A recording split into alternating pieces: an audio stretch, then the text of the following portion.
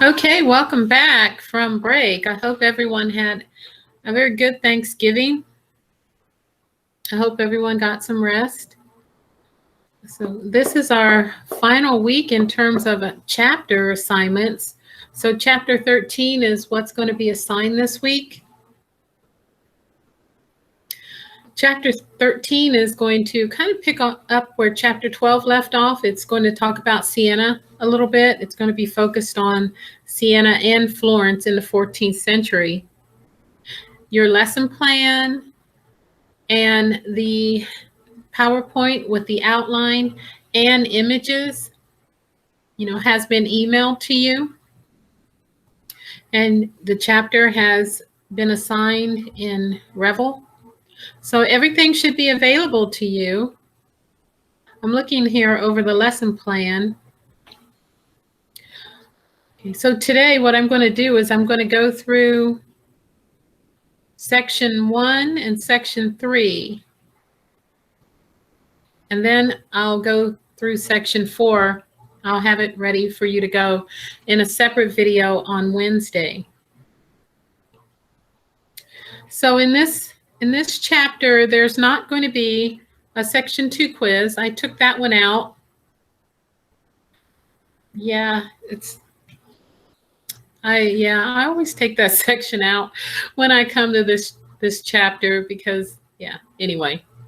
So you only have sections 1, 3, and 4 to do. You have the chapter review. You also have the chapter quiz, and some of you may get excited, but there's no pack back question this week. Yay! And a shout went forth throughout the land. What I do want you to try and use, since we're not in the classroom, is try and use those flashcards if they help in terms of terminology and things like that. And those are at the end of the chapter review at the bottom. Okay. Okay, before we get to section 1, I want to touch on our final week. Starting December 7th, which is Monday, that's also, a memoriam for Pearl Harbor. That day, as a military person, I always honor that day and make sure that I talk to my students, about, the historicity of that day and that event. So some of you may feel that way. Some of you may not have even thought about it. But so on December 7th for us, though, as a class, we're going to have a Google Meet. So we're going to have a Google Meet. It's going to start at 4 o'clock, like our normal class. And yes, I say Google Meet, not Zoom. And I will invite you all to the Google Meet. That's what I use, to record these videos. And then I download the videos and upload them to YouTube so that you can have access to them as a class. So we're going to have a Google Meet next Monday on December 7th at 4 o'clock. And that is going to be the day where we do a takeaway. I'm going to talk about the final exam a little bit. The final exam will be on Wednesday, December 9th. On Monday, December 7th, we'll talk a little bit about that. Then I'm going to do a takeaway. And I always do this at the end of each of my classes.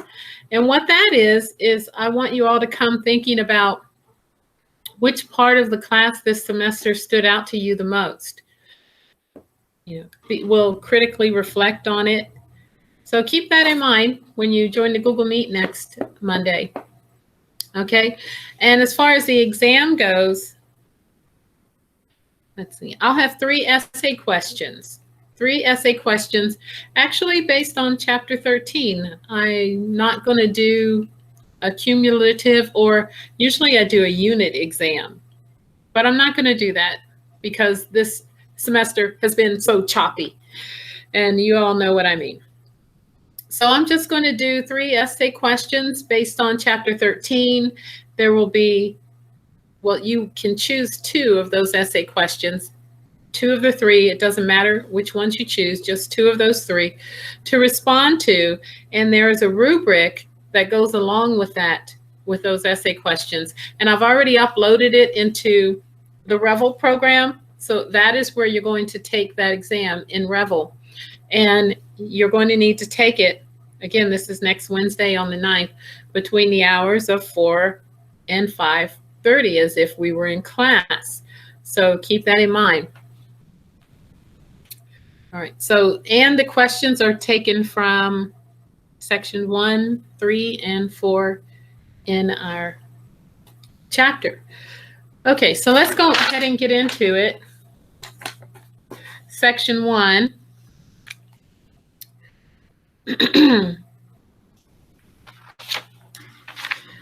The first topic in section 1 focuses on Siena and Florence, civic and religious life in Tuscany.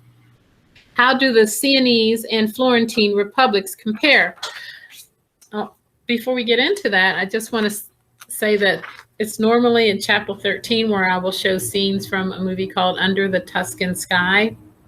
It's a gorgeous, beautiful movie. If anyone's ever seen it, if not, I highly recommend watching it, because it really captures the beauty of the people, the food, the architecture, the landscape of Tuscany in Italy. And it's just gorgeous, so gorgeous. You know, oh gosh, I was about to mention another movie and I can't think of it right now. But it's with Robert Downey Jr. and I can't think of her name. Anyway, I'm thinking too hard. It may come to me. But I also love showing scenes of that movie also, because that movie focuses on Florence and Venice. And I love just mentally, or what do you call it, being a mental traveler and touring Italy that way. So I'm in the book, of course, in the first part, or section 1 of chapter 13.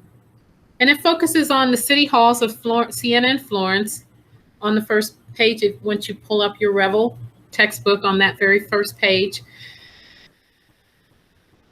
it says the city halls of Siena and Florence begun within 2 years of one another, and the broad plazas that front them are eloquent symbols not only of the cities' many similarities, but also the intensity of their rivalry in the 14th century. So that's what this section focuses on, is the rivalry between Siena and Florence in trying to become the, I guess, capital, the economic capital of the state, or of the area. So let's see. Right now, I have the PowerPoint that I'm going to share as I'm going.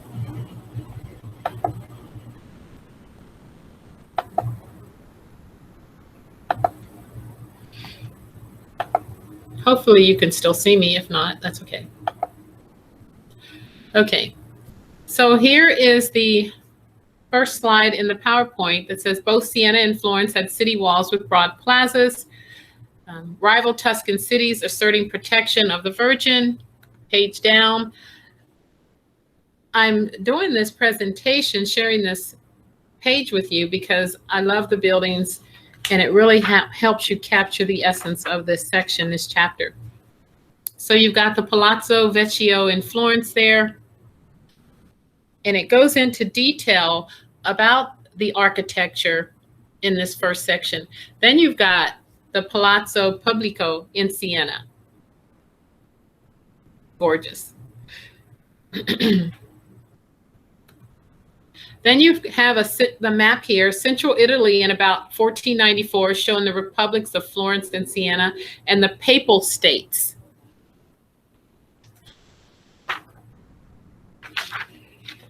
Okay, let's go down. I'm going to switch back over here. Hi, my little dancing reindeer.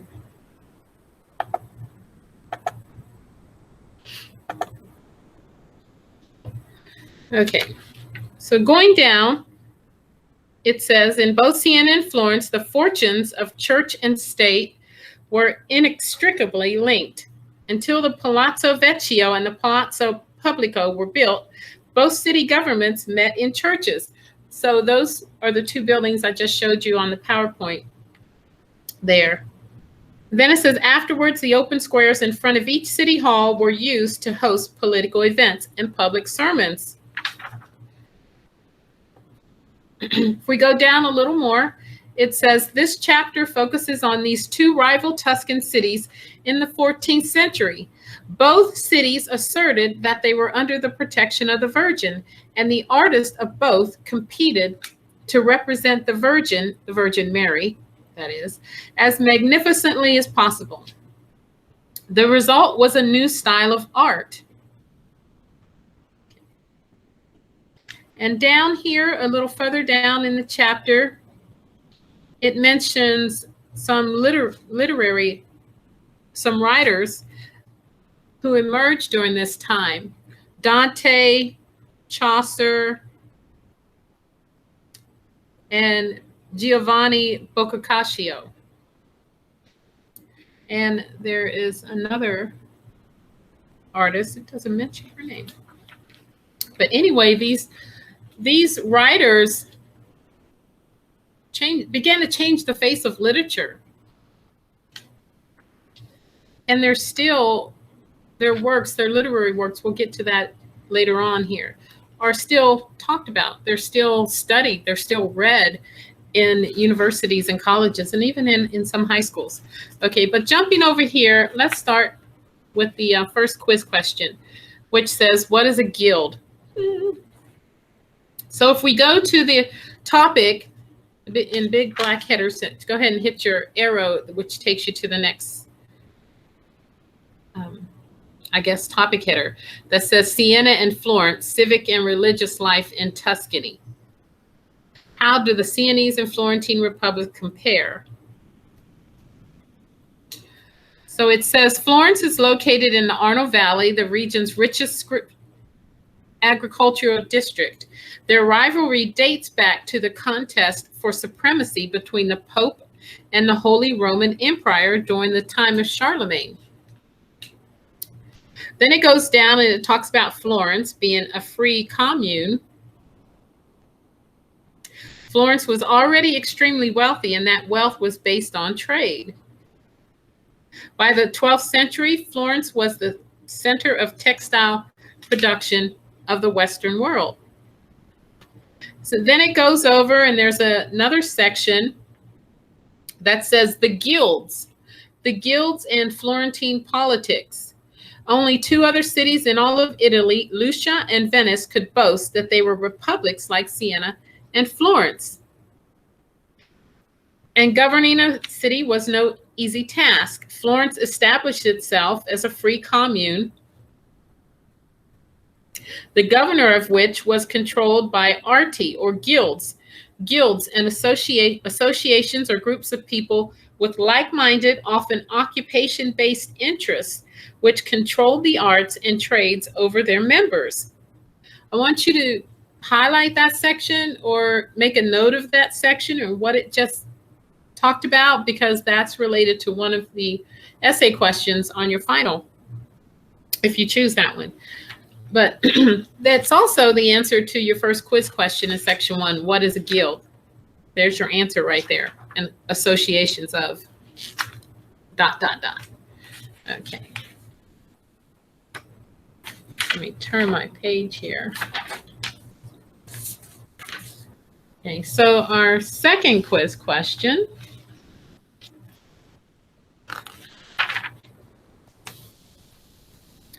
goes back to, it's kind of jumping around a little again, doing that thing.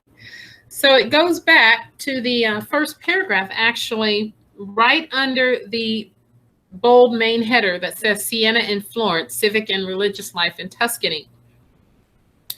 In this first paragraph, when it talks about the rivals, the quiz question is, the long-standing rivalry between Florence and Siena, as well as the rivalry between Guelph and Ghibelline factions, was rooted in a contest for supremacy between who? And your quiz question, your quiz response is here, and I had read it earlier. It says, the rivalry between these two go back to the contest for supremacy between the Pope and the Holy Roman Emperor during the time of Charlemagne. So that's the response that it's looking for, the Pope and the Holy Roman Emperor. Moving on. Let's see. After the section that talks about the guilds, you go down, and then there's a section that talks about Siena and the arch rival of Florence.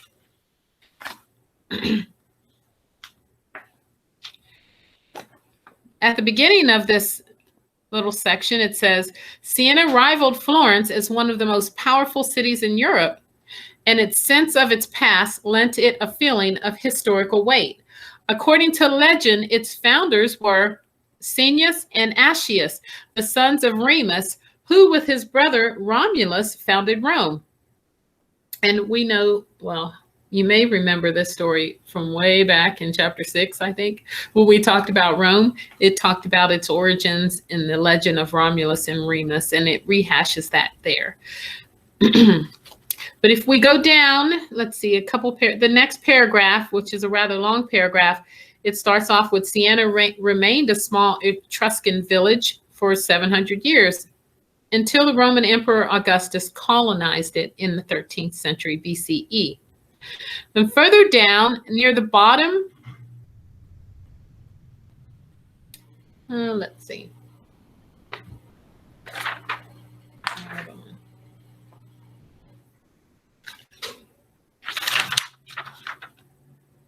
Oh no, we're going to go over a little bit. Sorry about that. So there's another little section called Civic Life. And it's not, these questions are jumping around. They're not going in order at all in this section.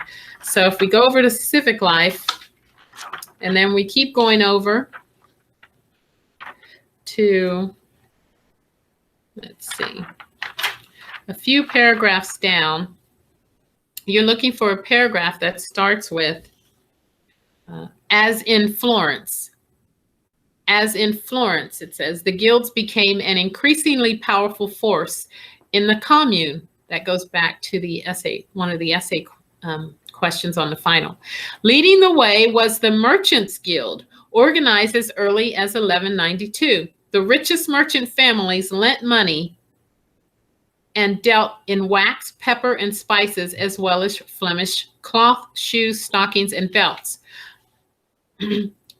It ends this paragraph saying, by 1280, the merchant members controlled city government, excluding the nobility and declaring that only good popular merchants could be eligible to serve on the city council. So that's the response to quiz question number 3. The governments of the republics of Siena and Florence were controlled by the who, the what? And your response there is the merchants. Okay.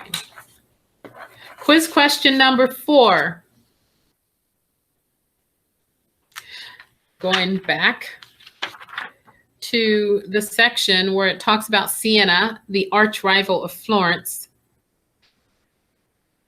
In the second paragraph under this header, near the bottom of the paragraph, it says, when Siena established itself as a commune in 1125, just a decade after its rival to the north, Florence, it achieved an immense advantage over its feudal neighbors. Excuse me. Town air brings freedom was a common saying in the late Middle Ages. As in Florence, the prospect of such freedom attracted an increasing number of people to Siena. So quiz question number 4 says, the saying, town air brings freedom, refers to, and I'm going to read the response that it's looking for because it's very obscure. There are a few of the responses that are obscure in this chapter, so I'm going to help you out a bit. So what it's looking for is, town air brings freedom refers to residents being able to produce and sell their own goods under communal cities. And it is not worded this way at all there. So I thought that might be a little confusing to you, so I went ahead and helped you out. Okay, let's see. There might be a couple more things that I want to point out here in that section. No, I guess not. All right, so quiz question number 5. It asks, for Siena, this fresco and its location illustrate the theme of what? Now, this is in the same section, so you don't have to really move anywhere. And this is also a very obscure answer.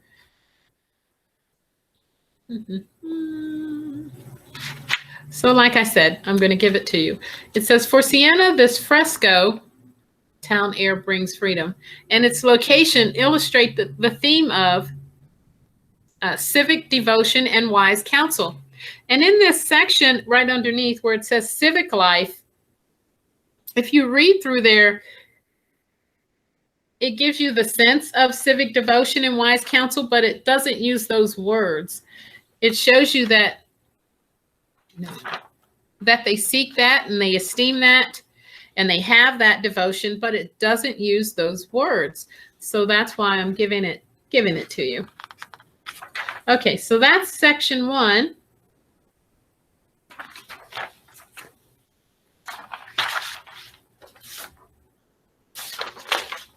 Okay, and right now what I'm going to do is I want to flip through section 1 on the PowerPoint. So here we have principal trade routes in medieval Europe, a coat of arms there for the guild. The guild chose for its coat of arms the Agnus Dei, the Lamb of God, carrying a banner inscribed with a red cross. Siena and Florence, civic and religious life in Tuscany. It just goes through that there. The paintings. The Via Francigena, oh my goodness, Francigena, from Canterbury to Rome.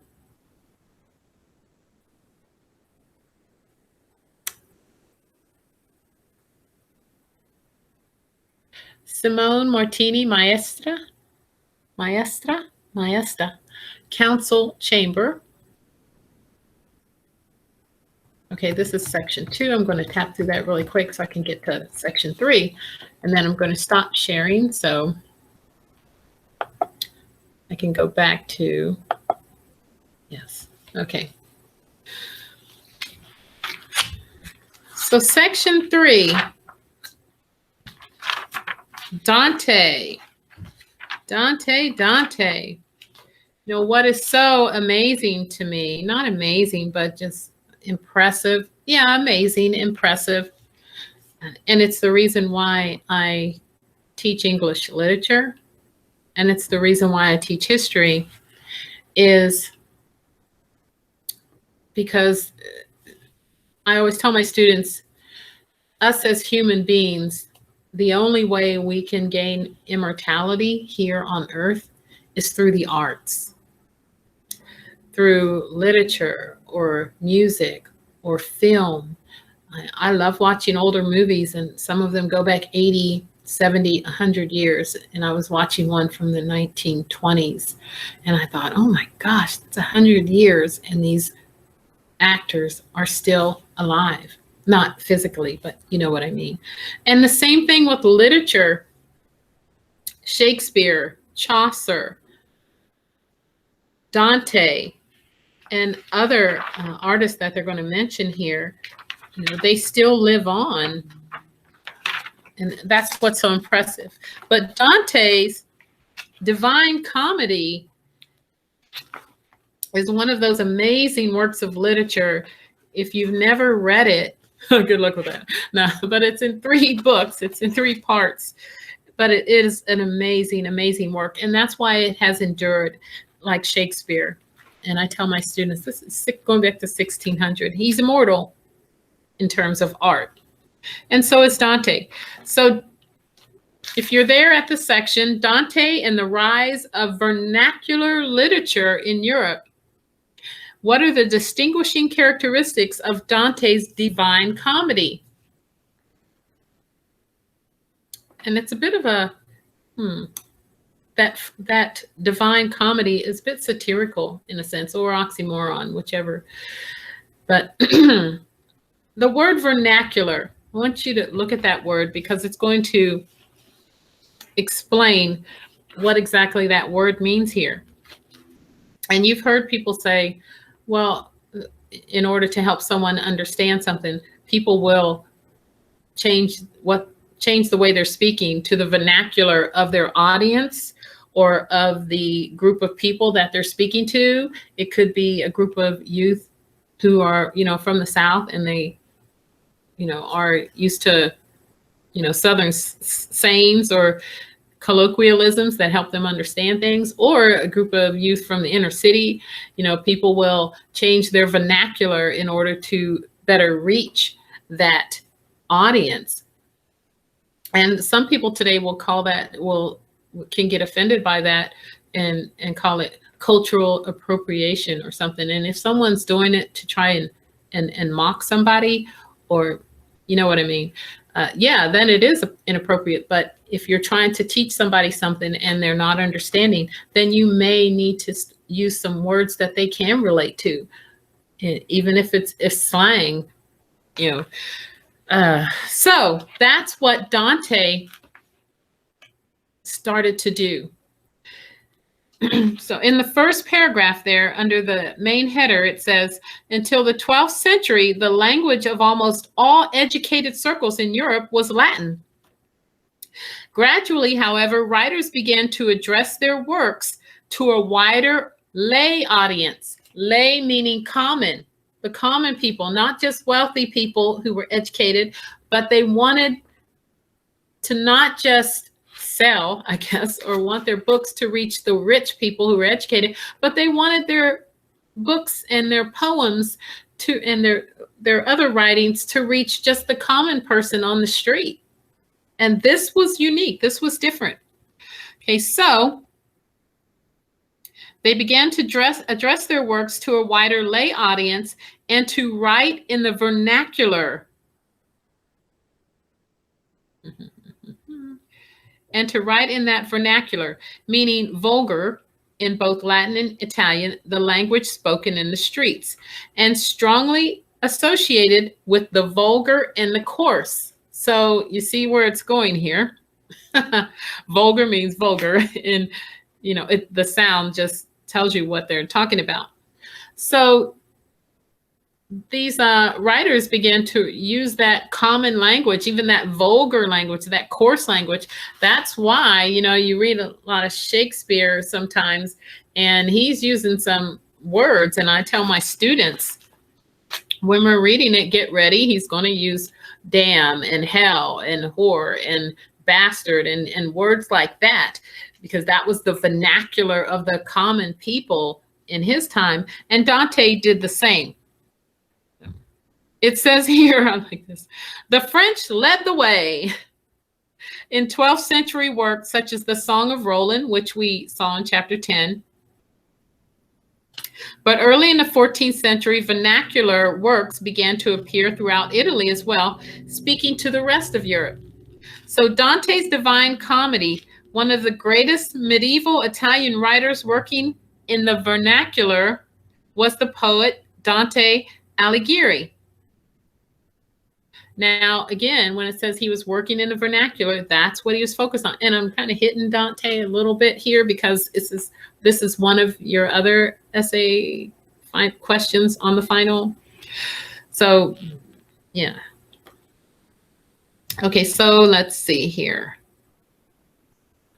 In Florence in about 1308, he began one of the greatest works of the literary imagination, the Divine Comedy. The poem records the travels of the Christian soul from hell to purgatory and finally to salvation in 3 books: the Inferno, Purgatorio, and Paradiso, meaning paradise. And this is unique. Dante is the leading character in his own poem, and his journey is by no means easy, as he is led by the Roman poet Virgil Now, I can't think of many writers who put themselves in their book and they are the main character in their book.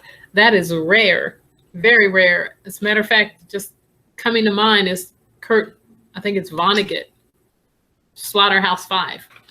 He used to do that, which makes him unique. But not many people, not many writers do that. So that's what makes Dante's Divine Comedy unique. Virgil, so he's being led by the poet Virgil through hell. What's that saying? And as you're reading through this section, pick up the innuendo here because it's obvious. It's obvious to me. So Virgil cannot lead Dante into heaven in the Paradiso since he is a pagan who is barred from salvation.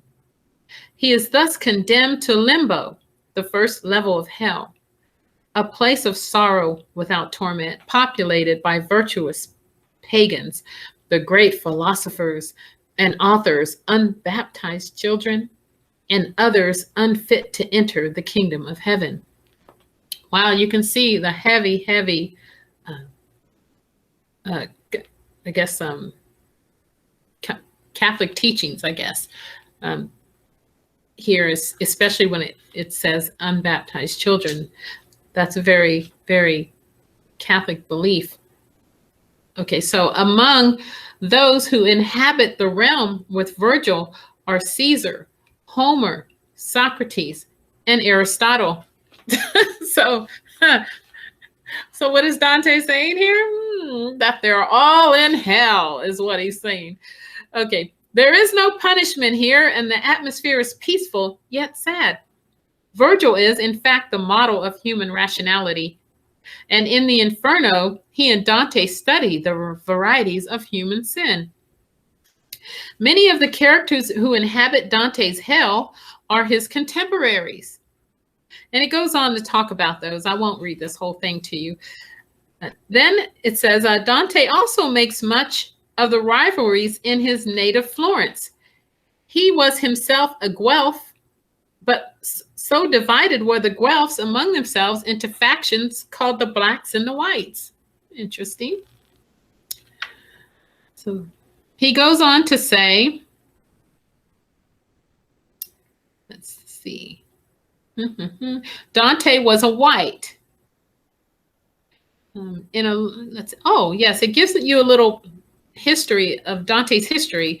He says his service in 1300 as one of the 9 leaders of the Florentine Commune resulted, when the Blacks took power, in a large fine. Dante refused to pay the fine, and that resulted in him being exiled for 2 years. And if he dared to return to Florence without paying the fine, he faced a death sentence. Thus, his exile was permanent. He was pretty smart to stay away. So Dante's Inferno is composed of 9 descending rings of sinners undergoing punishment, each more gruesome than the one before it.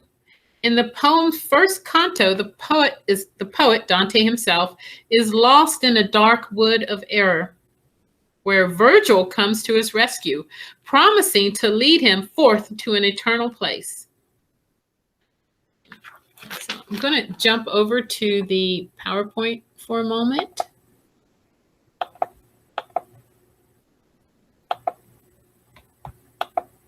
Because there is a picture, an image that I want you to see. So Dante's Divine Comedy.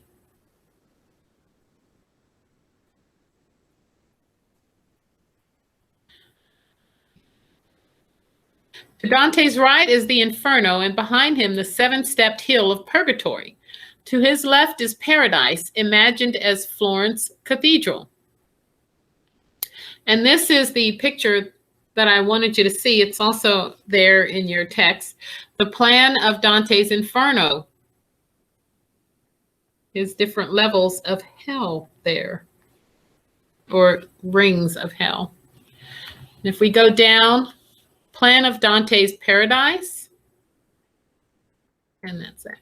Okay, so I'm going to stop sharing there, exit out, and then get to the quiz questions. Okay. It's quite a work. Let's see. A couple more things that I want to share.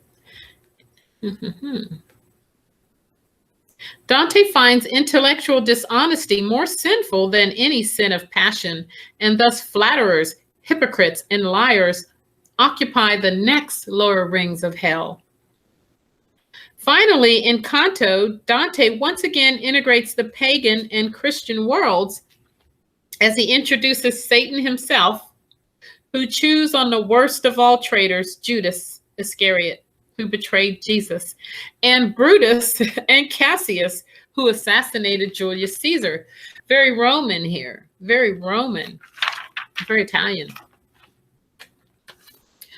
Okay.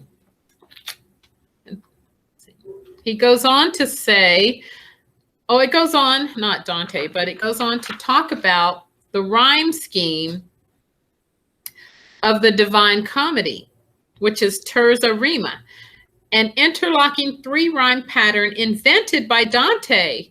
This was invented by Dante, and Shakespeare picks it up later, 200 years later? Oh my goodness. So this is 13th century. Shakespeare comes along in the 16th century, and he picks up this rhyme scheme and begins to use it. And I teach it. I teach the rhyme scheme when I'm doing English literature. But Dante invents it, and it goes, and you can read it there. ABA, BCB, CDC, for those of you who know rhyme schemes. And then they apply it to the reading 13.2, the reading in purple that says from Dante Inferno, Canto 34. And that bears a read. I won't read it to you now. I would if we were in class. You'd get up and go and get something to eat if I was reading it. Which reminds me, I need to grab my glasses. I've been meaning to grab them for a moment.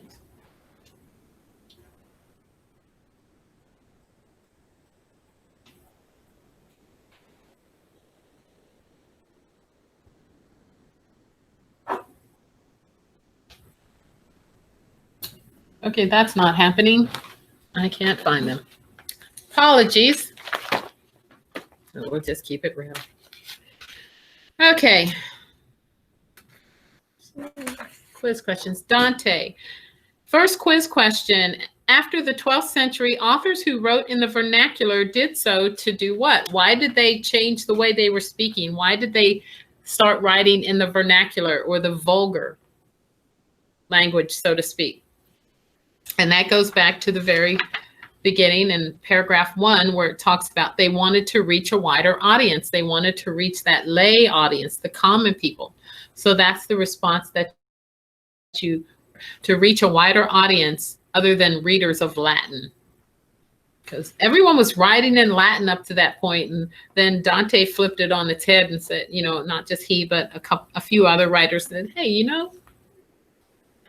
we could sell more books or more poems, or we'd be growing. I guess it was about growing in popularity then. Okay, so quiz question number 2.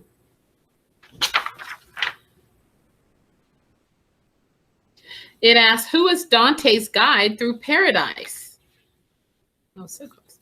Okay, I didn't get to cover that part, which is really good, but that's me. So at the top here, or let's see, I think it's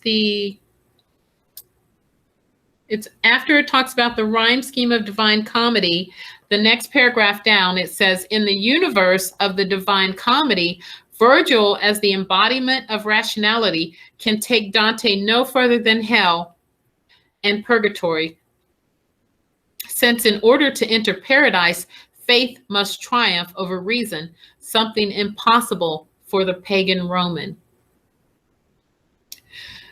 Says Dante. Dante's guide through paradise is Beatrice, the love of his life.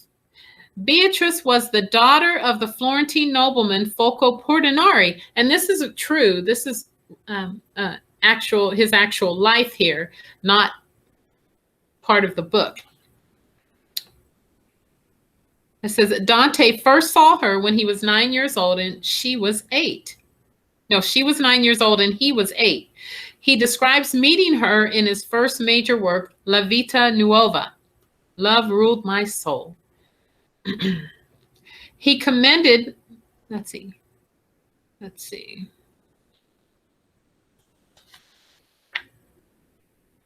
He commanded me often, not sure quite who he's referring to, that I should endeavor to see this youthful angel, and I saw her in such noble and praiseworthy deportment that truly of her might be said these words of the poet Homer. She appeared to be born not of mortal man, but of God. So 10 years earlier, when she was 18, Beatrice had entered into a marriage arranged when she was 8 years old. It lasted only 7 years, ending in her death at age 25. Dante's love for her was then the classic love of the courtier for his lady, marked by an unconsummated physical desire necessarily transformed into a spiritual longing, a longing he finally imagines at the end of the Paradiso as a perfect circle. So, yes, so his guide through paradise is who? Beatrice, the love of his life. Quiz question number 3. In Dante's Divine Comedy, what concept does Virgil most closely signify?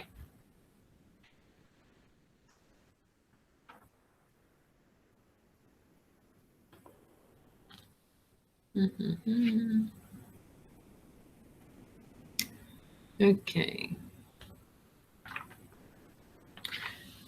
Now this is another one of those that is very obscure. So I'm going to go ahead and give it to you, but at the top of page 4, not page, but I guess where it talks about Virgil not being able to take Dante any further. It says, in Dante's Divine Comedy, what concept does Virgil most closely signify? And the response they're looking for to that is rationality. Again, it doesn't use that word, so I don't want you searching forever. It's too obscure. Quiz question number 4. The terza rima refers to the rhyme scheme of the Divine Comedy is terza rima, an interlocking 3-line pattern invented by Dante. So that's the response that you're looking for there. And that's pretty much how it's worded right there. And quiz question number 5, you're coming to the end of it. In this representation of the Divine Comedy, the poet gestures to, but turns away from. And this is another very obscure, just this whole chapter, obscure, obscure, obscure. Maybe the person who put this chapter together was tired. Okay, so I can get you to, let's see, the